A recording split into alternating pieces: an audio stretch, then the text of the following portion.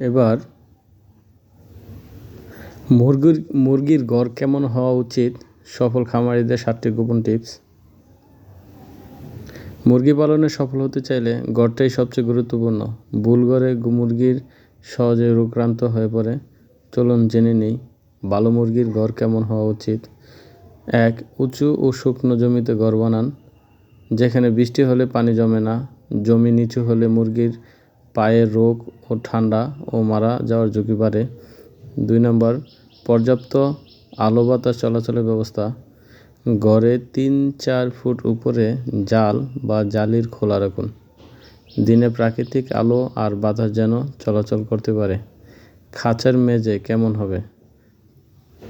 খাঁচার মেঝেতে 3-4 ইঞ্চি পুরু খড়, করাতের গুঁড়া বা ধানের তুষ বিছান। বিছানাটা প্রতিদিন নেড়ে দিন যেন শুকনো থাকে।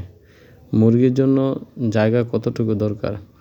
প্রতি দেশি মুরগির জন্য 2 থেকে আড়াই বর্গ ফুট জায়গা দরকার। কম জায়গা বেশি মুরগি রাখলে ঠেলাঠেলি রোগ, ডিম কম দেওয়া শুরু করবে। বৃষ্টি ও ঠান্ডা ঠেকাতে ছাদের ব্যবস্থা। টিনের ছাদ ব্যবহার করুন, কিন্তু রোদে বেশি গরম যেন না হয়। ছাদে তুষ বা ফ্যান ব্যবহার করা যেতে পারে। পানির ও খাবারের জায়গা যেন ঘরের ভিতরে থাকে। রাত্রিতে খাবার ও পানির অভাবে মুরগি দুর্বল হয়ে পড়ে।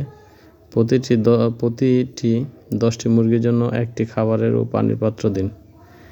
নিরাপত্তা ও ধোয়ার ব্যবস্থা। শেয়াল, কুকুর, চোর যাতে ঢুকতে না পারে সেদিকে খেয়াল রাখুন। মাঝে মাঝে ধূপ বা ধোঁয়া দিন, পোকামাকড় দূর হবে। সর্বশেষ কথা, সফল খামারিদের মূল ভিত্তি একটি ভালো ঘর। এই 7টি নিয়ম মেনে ঘর বানালে আপনার মুরগি থাকবে সুস্থ আর লাভ হবে দ্বিগুণ। চ্যানেলটি সাবস্ক্রাইব করতে। পরের ভিডিওতে আসছে মুরগির ডিম কম দিলে করণীয়।